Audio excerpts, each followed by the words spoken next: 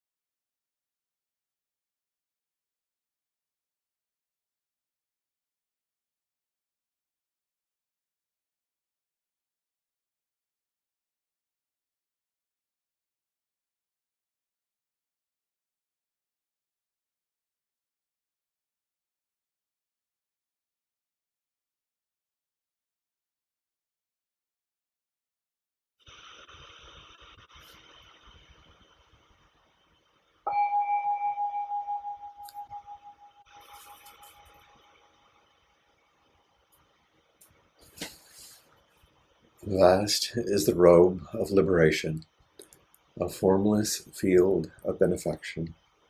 Wearing the universal teaching, I realize the one true nature, thus harmonizing all being. Vast is the robe of liberation, a formless field of benefaction. Wearing the universal teaching, I realize the one true nature, thus harmonizing all being. Vast is the robe of liberation, a formless field of benefaction.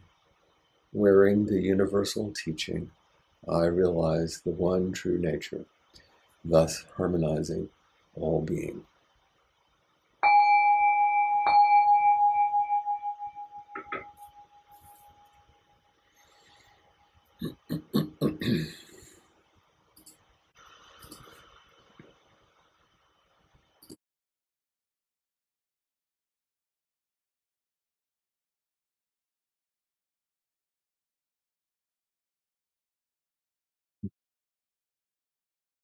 Thank you for arriving in time to support your friends in their sitting and to support me with your sitting.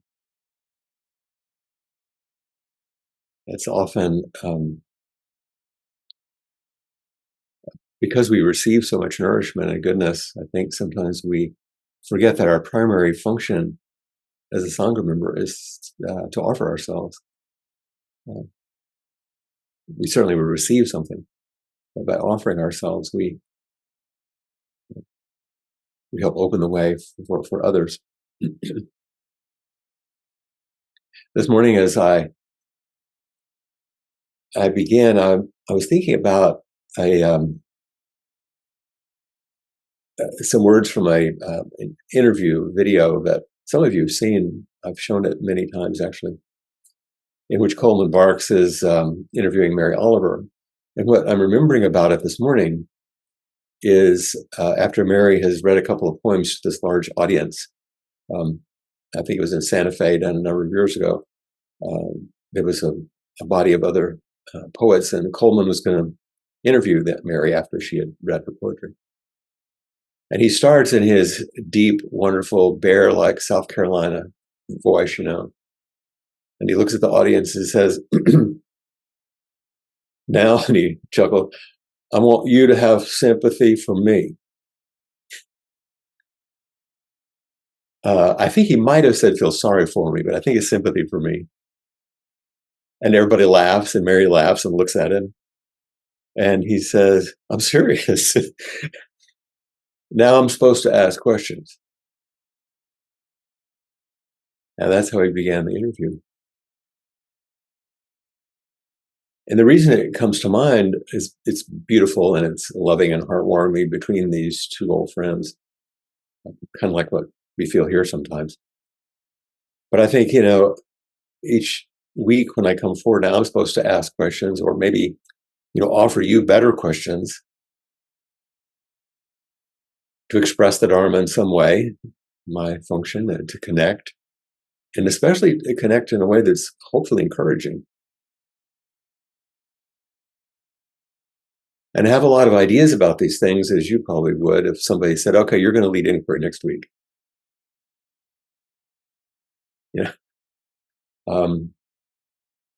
I have a lot of ideas about all this, but are any of them actually my vow?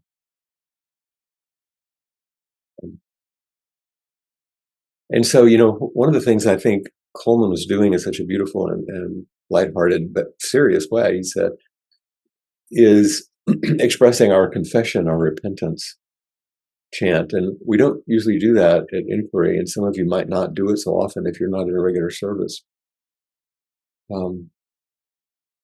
But the first recitation says, all my ancient and twisted karma, sometimes we translate tangled karma, from beginningless greed, hate, and delusion, born through body, speech, and mind, I now fully avow. And like all the chants, it's Buddhist. So how many times do we chant it? 3 times. The second time is all our ancient twisted karma. We now fully avow. And the last recitation is all the ancient tangled karma, all being now fully avows. There's this a beautiful kind of confession, which is quite different than confession and repentance as I learned it in the Christian church. You're confessing to be a lowly sinner and asking for forgiveness. It's a different thing. It's saying, all the actions of everything and everyone from beginningless time on ancient, tangled karma, from beginningless, greed, hate, and delusion, the three poisons they call it in Buddhism. It's beginningless. It's not personal to you. It's not your fault. But I do bear it through my body, speech, and mind. That's the next line. So I now make full confession of it. I now admit, I stand up in the middle of my life and say, yeah, this is me. This is who I am. I'm willing to admit who I am. It's a little bit like those of you that are in 12-step programs, maybe fourth step in some ways. It's like, oh, okay, I'm willing to tell the truth. Fearless moral inventory. Not just looking at defects, but just looking at the truth of who I am. So that's what I'm doing this morning. I think what Coleman was doing. If you look up the definition of avow, because we don't use that in our everyday speech so much, is to declare openly and even bluntly without shame. That's actually part of the definition. To declare openly and bluntly without shame. Just admit. And the difference between a vow and to avow, because I thought about that. To take a vow, to take the vow is to avow the things that you say in the vow. That's a little confusing sounding, but like, oh, I'm taking a vow, and so I'm going to avow these things. It's to admit and say, yeah, that's what I'm doing. So my question to myself, and I'll admit, in the last few days, feeling a little shaky, a little lost, a little, I don't know, not at my best in some ways. And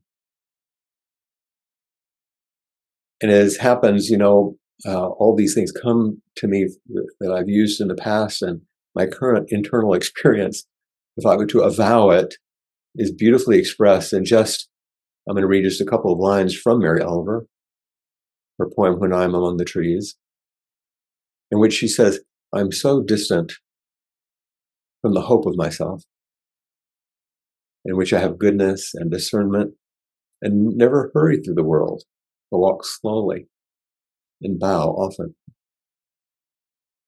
It so exquisitely matched my internal sense of what I have been living with. So distant from the hope of myself. Not self-critical at all. I'll get back to this. But in which I have goodness and discernment and never hurry through the world. Imagine me not hurrying. But walk slowly and bow often. It just really resonated. And one of the events that has moved in weaving through this week is there was some discussion, very good, wholesome, amazingly awake discussion within the Nothing Missing Sangha and others about communication, about right speech. And so I waited a while and listened to it and made sure everyone had a strong voice. And then I wrote a little something back too to be part of it. And I'm going to read a tiny bit of it, not because I want to get into the issue. That's not the point here. The point is to talk about this thing that Coleman was saying about, I want you to have sympathy with me. I'm not whining. I'm laughing as I say it. Here's what I wrote primarily. I left some of the details out. It's not crucial. But this discussion that I was participating in, that says one of the things it brings up for me personally as a teacher is the painful gap between what I hope to offer and what comes out of my mouth. This is true for all of us, I suppose, but my words get recorded and revisited. And they have more weight just because of my role. when I give a Dharma talk or I offer something in inquiry, I have an inner felt vision of what I want to convey. And even when it goes well, I can feel an edge of vulnerability and real grief because my hope for myself often doesn't match what I've managed to offer. And I do not mean being self-judgmental or self-critical. It's not that. It's more a sense of the tender, embodied reality of my own everyday limitations and a world in which I'm doing my best to follow my vow. It's hard to explain, but I wanted to voice it. I hope this makes sense. I see a few heads going like this. So it's not about complaining about anything or feel sorry for me, or it's just the reality. Like, this is not going to change. This is the way it is. And the vision, and I say vision because I'm quite visual, the feeling, the hope for what I want, I can see, but sometimes I can't. Of course, that's true for everyone, I suppose, like I said, also for every artist and every, And so sometimes I'll fall back into my conditioning and get hesitant. But I'll bring Coleman's words forward again, too. In his beautiful poem, Love Dogs, which some of you know, I'm not going to do the whole poem at all, like I didn't do the one for Mary. But in Love Dogs, he is translating Rumi, in which someone's saying, you used to pray, now you don't pray anymore. You've gone silent. So it's like you used to practice, and now you're not practicing. You somehow. And so here's the language that's used. There's a dialogue between the person who is closed off and some spirit guide. He says, "Why did you stop praising?" And the human person said, "Because I never heard anything back." And the guy says, "This longing you express is the return message.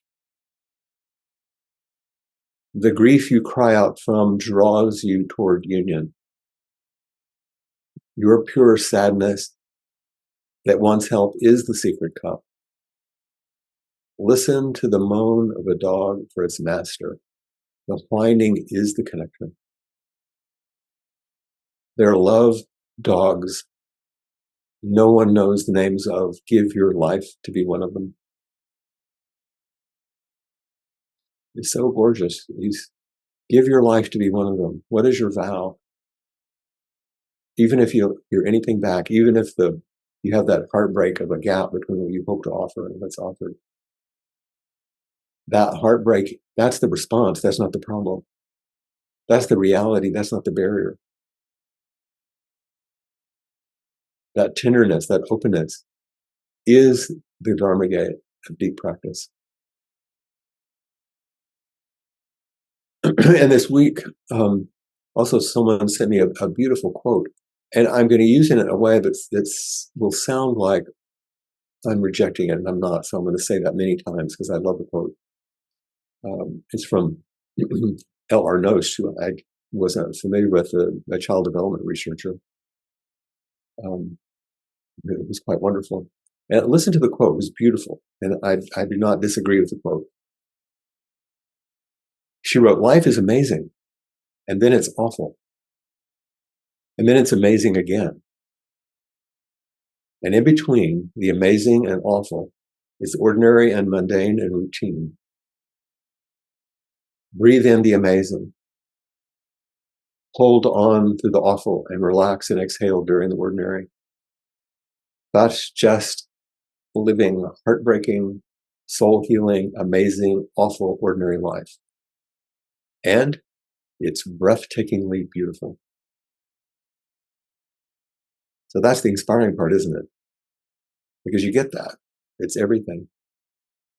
And my wonderful friend who sent it to me wrote afterwards, "So on we go," in the face of difficulty she was having. Life is amazing, then it's awful, then it's amazing again. And in between the amazing and awful, it's ordinary and mundane and routine. Breathe in the amazing. Hold on to the awful. Relax and exhale during the ordinary. And then echoing some of what I was just talking about, that's just living heartbreaking, soul healing, amazing, and ordinary life. And it's breathtakingly beautiful.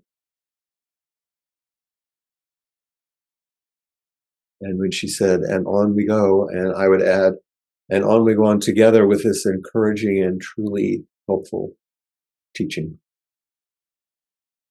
But what if we pushed it further?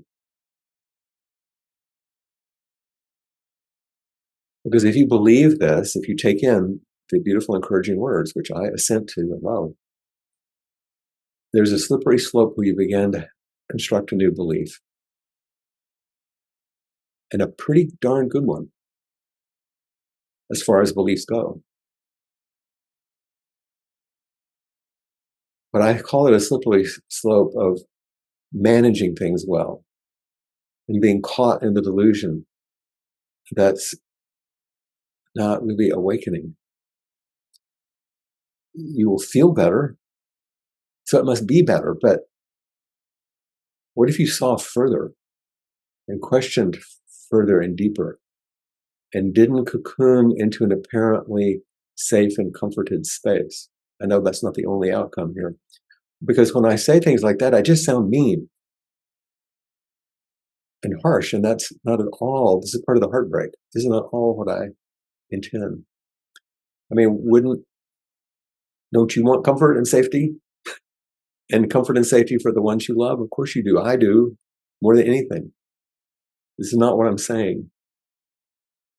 And this is where I start to feel my way into the painful and heartbreaking gap. Because I know what I'm trying to point to, I'm going to fall short of. My ability is not going to quite match up. And I'm not sure how to communicate what I seem to have realized, especially through these last two wonderful retreats that I did in Austin and Madison.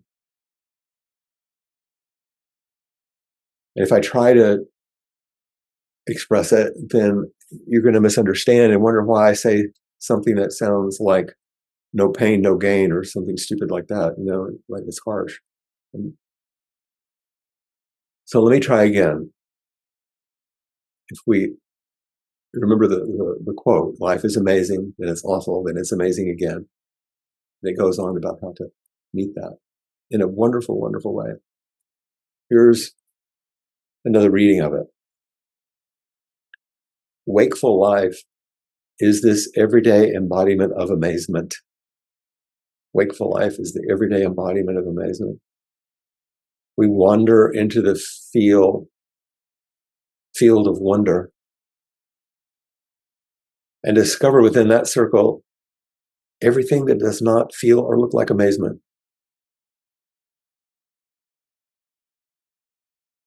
I feel a sense of awe in facing that kind of reality. Within wakeful life, everything is the same as everyday life. But if we only see it through the lens of amazing and awful, we remain stuck in the cycle of dualism and suffering.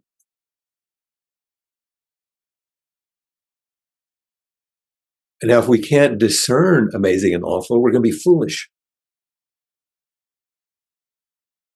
With no discernment. Breathe in the amazing and breathe in the awful. Breathe out the amazing and breathe out the awful. Let your breath take you through and beyond both amazing and awful. Just breathe. Don't hold on to the breath. Don't hold back in order to hold off what comes and goes. Inhale, exhale. Ordinary breathing, ordinary amazement, awe, liberating life, wonder, breathing, the embodied inconceivable. Everything in each moment is that amazement when self-concern begins to fade away. And without the beautiful quote, which stands alone as wonderful, I couldn't ask myself to step further and say something like this. Breathe in the amazing and breathe in the awful. Breathe out the amazing and breathe out the awful. Let your breath take you through and beyond. And don't hold on in order to hold off. Because then you start forming a new belief, and then you have the answer, and now you've got it down. And suddenly things are drained of life. So a vow, remember, I have to remember my vow. What is it that I'm avowing? So I'll go back to Mary Oliver. And once again, just a snippet again from her poem, The Messenger, or not the, just Messenger. She says very clearly in the first line, my work is loving the world. My work is loving the world. And she says some more things, and she then says, are my boots old? Is my coat torn? Am I no longer young and still not half perfect? Let me keep my mind on what matters, which is my work, which is mostly standing still and learning to be astonished. My work is loving the world. And then that beautiful section of my boots old, is my coat torn. Am I no longer young and still not half perfect? Let me keep my mind on what matters. That's the vow, which is my work, which is mostly standing still and learning to be astonished at the amazement and the awful. And aging is part of it, of course, but it's not all of it. It's important for me to not get distracted by what I might consider my failures or my successes, to not get distracted by those,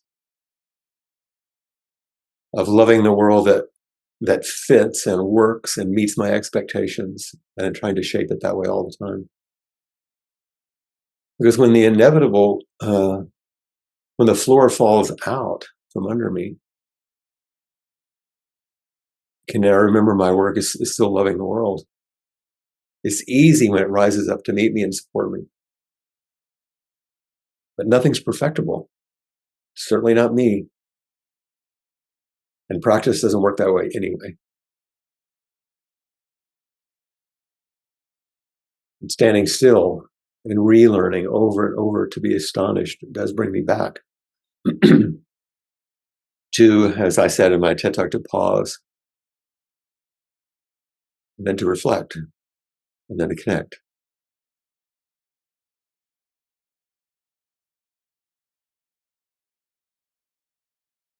And since I've been just offering little snippets of things, I'm going to offer you one last snippet, because I want you to hear these classical traditional words in the context of what I've been avowing.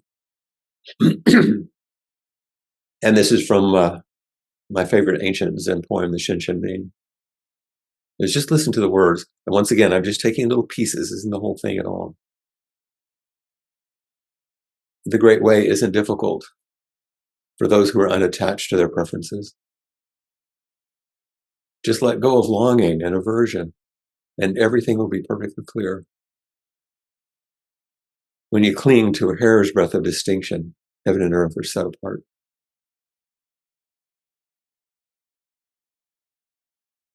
The more you think about these matters, the farther you are from the truth. Step aside from all thinking, and there's nowhere you can't go.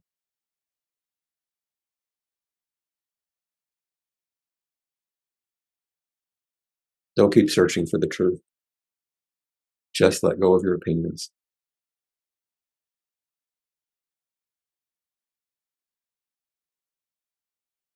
All at once, you're free, with nothing left to hold on to. All is empty, brilliant, perfect in its own being.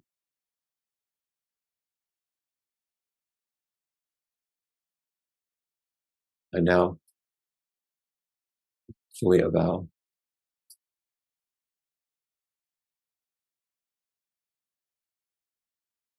What's important for you to avow today? or questions you might have, or edges that you're facing as you feel the heartbreak around the gap of what you hope to offer in the world, and yet we go on. We have to go on. We have to say something.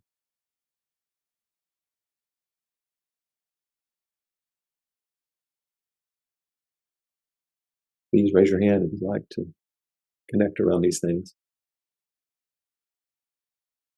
There you go. I loved your talk this morning. Thank you. I loved seeing you yesterday. I don't know why I'm welling up, but it's okay. It's good to see each other. Say that again? It's good to see each other and to love each other. Yeah, and it's good to see you right now.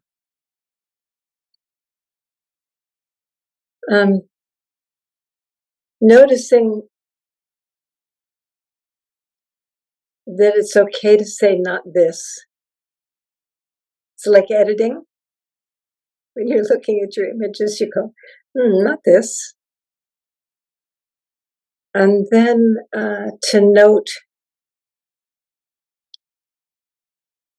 I love connecting. When I'm too busy with stuff, I lose my ability to connect. Me too. And to choose connection over everything, really. Well, and that's why I preceded in my little 3-part thing. It's pause. Yeah.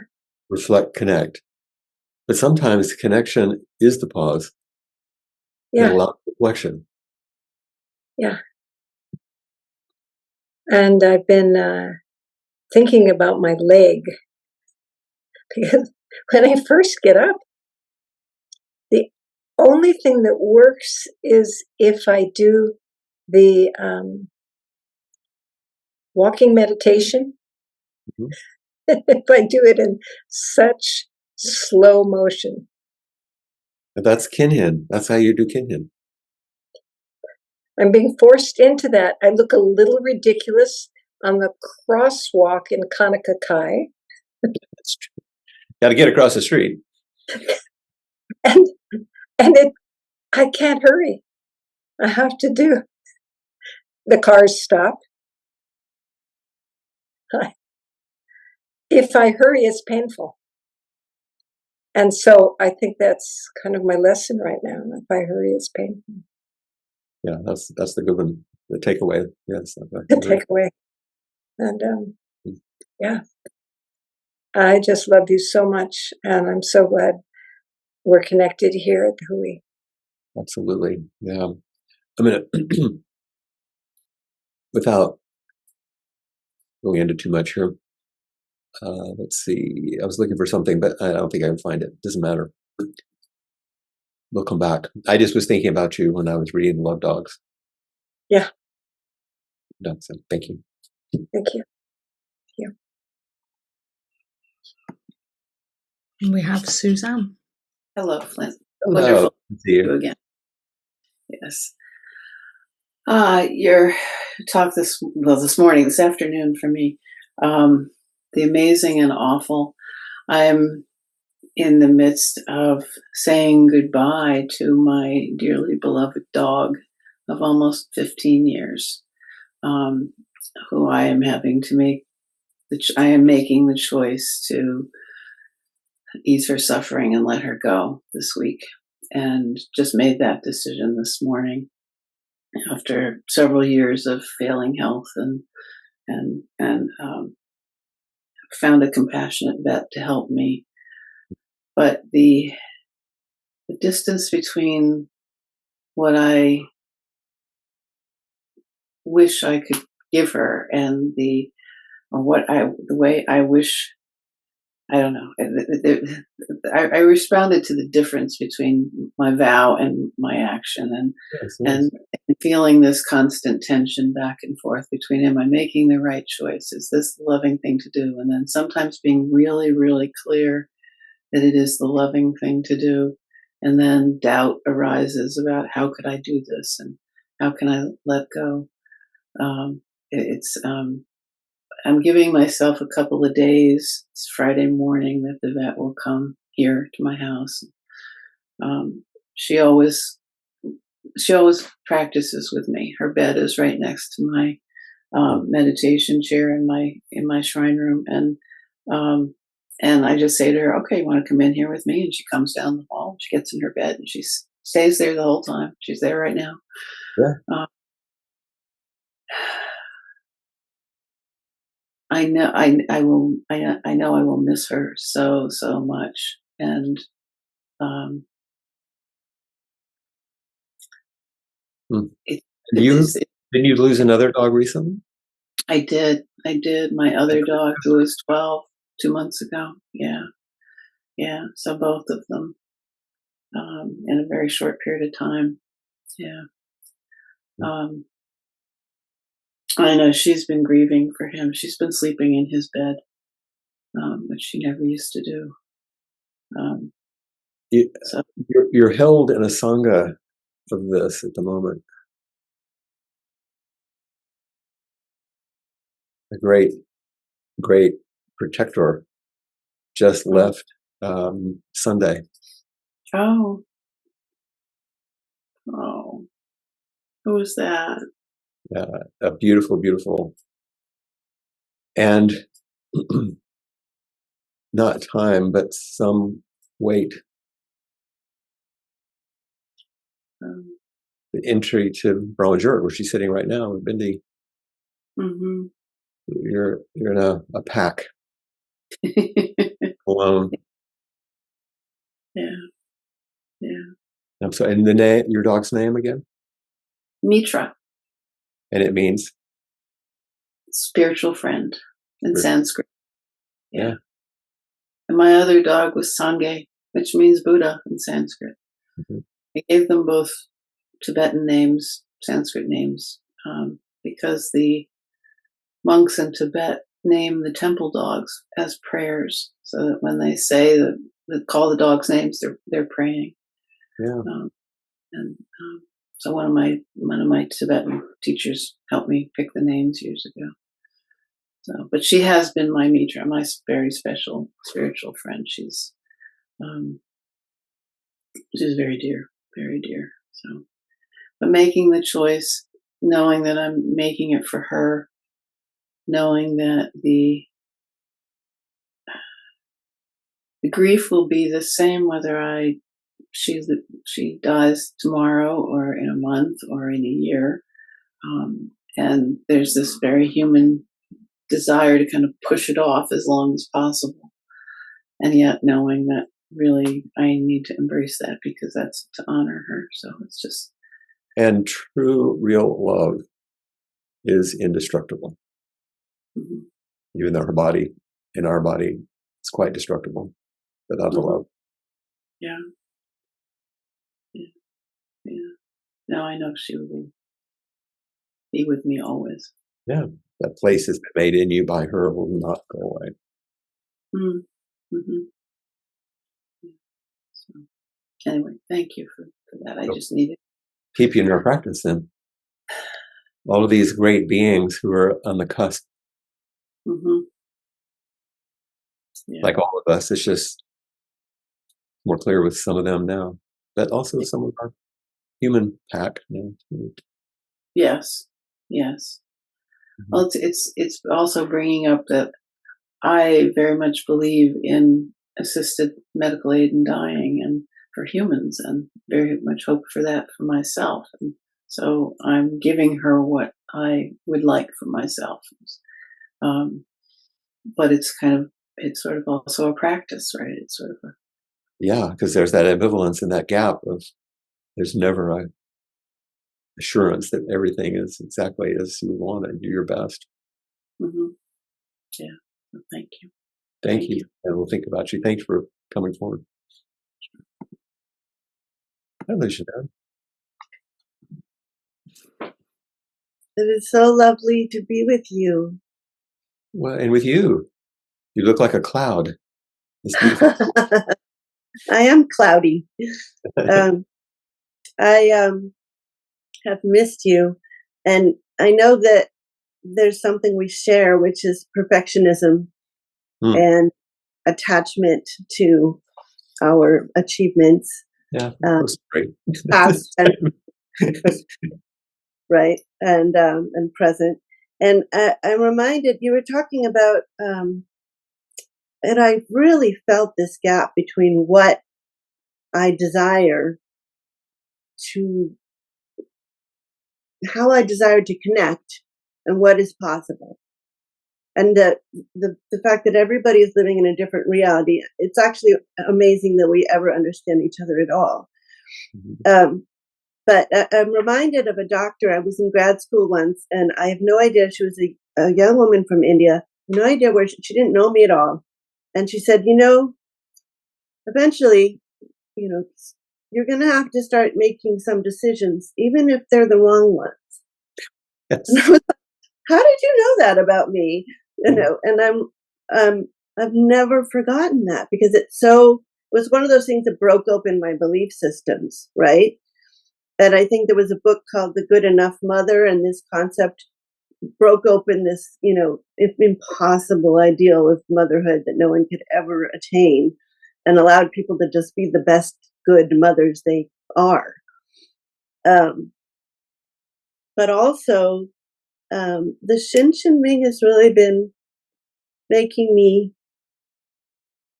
melt and teary recently. Mhm. And especially um, the part you read, all at once you are free with nothing left to hold on to. And then that part going all the way through to in this not to, Mhm. nothing is separate and nothing in the world is excluded. Yes. And, you were talking about comfort, and I'm a very stubborn comfort seeker. I'm really into like my nesting and my hibernating and my Yeah, it's a soft good things, thing. soft things, good stories, cats. But I've been where I had nothing left to hold on to. I Mm. really went there. And there was a liberation like beyond anything I could possibly have fathomed. And I know that there's a comfort beyond comfort. And that this apparent contradiction for me is that nothing left to hold on to means you've lost everything. And yet nothing in the world is excluded means you're connected to everything. And I am just playing with that, um, wondering how I can live that a little. Mm.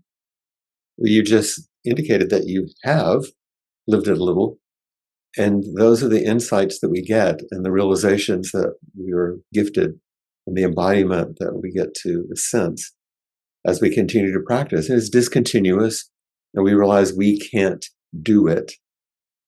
But as we practice, it's done. And that's about as good as it gets.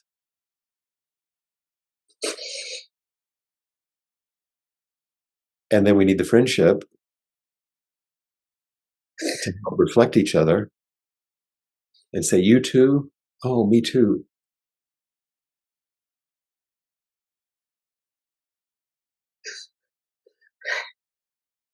What is it moving you? I just feel like everything's crumbling in a good way. Yeah, right. I feel sort of soft and alive and vulnerable and hopeful. Oh, now I see my vow. For a moment, it it did move through the gap. And now we share that. That's what I meant, what you just said. That's how it comes.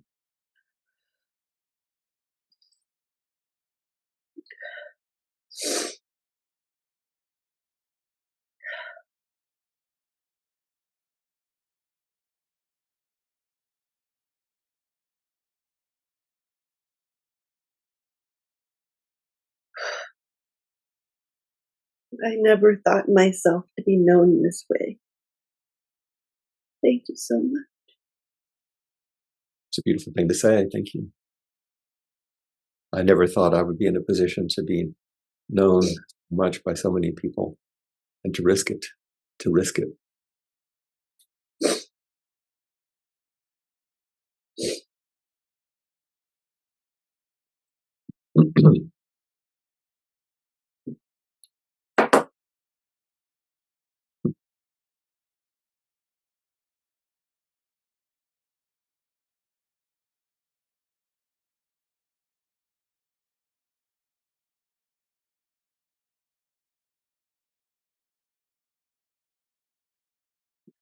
Hi, Flint.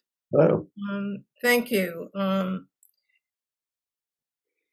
mean, I think you were very vulnerable in sharing what you shared today, and I appreciate that very much. And had a kind of evening. We had I thought, a very good meeting together, and then I had a kind of evening where, after dinner and the news, I'm not so motivated to read, or a good movie came on, and that was my evening, and which was Moonstruck, by the way, which is a yeah. beautiful movie. And but I just was not feeling, like my best. And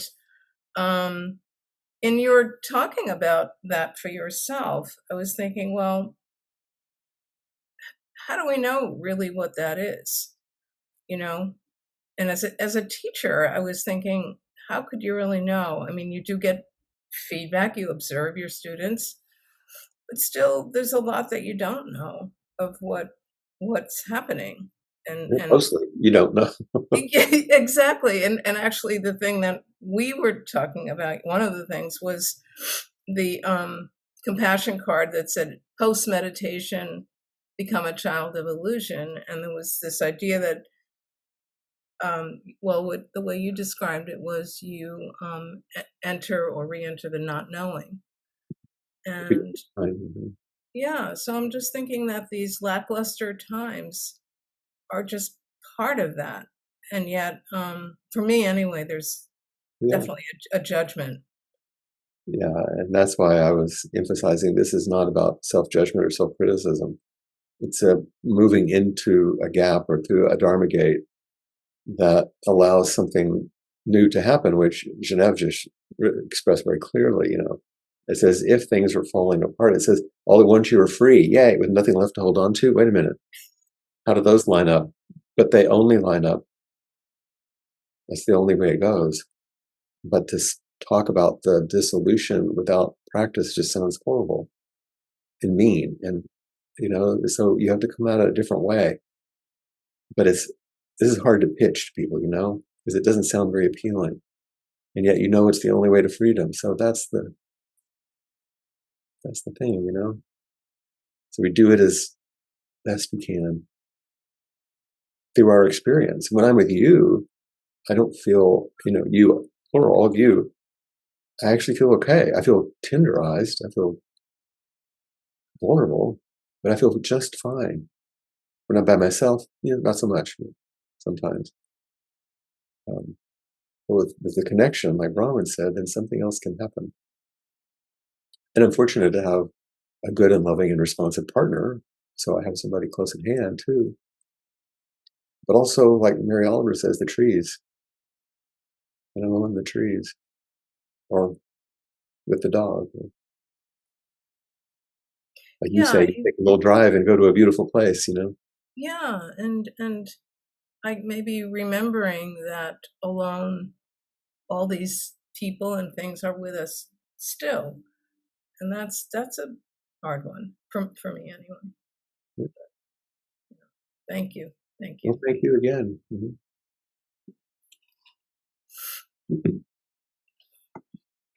Hi, Flint. I see we have Gail and Darcy in 4 minutes, so we're just doing our best here. Okay. Um, all right. So many things are moving in me because of this beautiful talk and the interactions you've had. but one of the first things that happened when you began to talk about your experience was remembering Aja Shanti saying, as a teacher, that he always felt that he was not quite able to express what he wanted to express. And he said, so what he's fallen back on is the idea that he's just going to fail well, as Yes, well as he exactly. can. Exactly. So that is what I was, going through my mind. Yeah. And then the other thing is, I was cleaning house the other day and listening to some soft rock on the radio. I haven't been listening to music much. And the song "Landslide" with Fleetwood Mac and Stevie Mhm. Nicks come on. And I suddenly started to key into the lyrics, and all of a sudden felt this tremendous grief come up. Mm. And the lyrics, and yet it was joyful grief. I don't know, but Mhm. Yeah. sadness, like I was grieving something, because Landslide is talking about the changes and the ways we have to let go. And I kind of was relating it to all the things I thought I was and I had to be my whole life. A mother, a good daughter, somebody who had purpose or did things or was thought well of or loved. All these things have to eventually fall off. Yes. Yes. And that's the tender spot. Yeah. Mhm. And in the song, she talks about letting the landslide bring it down. Mhm. Yeah. And that's what it's been feeling like lately. Yeah. As I age, Yeah. everything.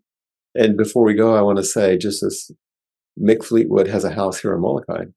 So he's Really? staying down there, and he had a restaurant in Lahaina that burned to the ground, I and remember that. he lost some of his employees. No, The landslide came. it did. So beautiful.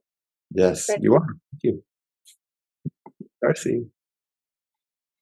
I didn't mean to rush you or Gail, but I just wanted to make sure I got to talk to you. Well, it's good. It's all good, Flint. I've forgotten what I was going to say anyway. I like Feels, your rainbow heart. yeah. So I guess I'll just say the feeling of it is just so much appreciation. Uh, So much appreciation. yes, that is what I feel for you. Yeah. It's good that we get to do this. I think it was good. It was good for me to hear what everyone has had to say today. And for you to take that courageous step in, because that is what it's about. And I will just say,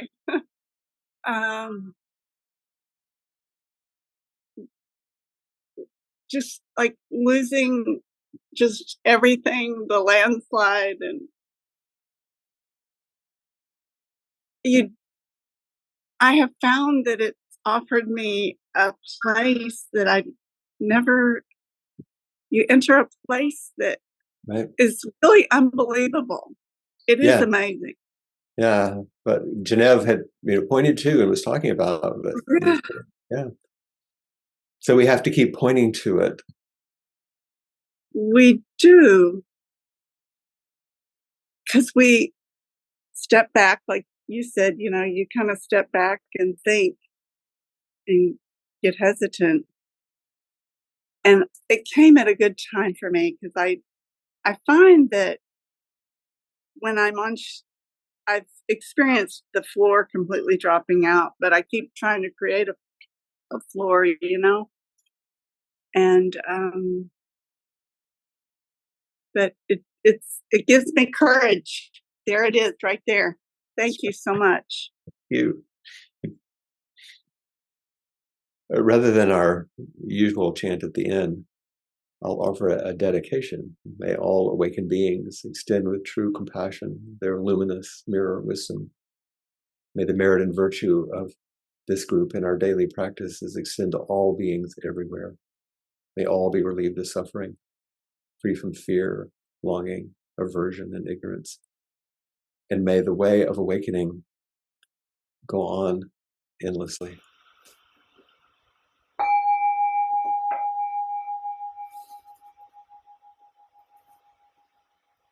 Thank you so much for everyone's wonderful offerings, beautiful teachings. Thank you.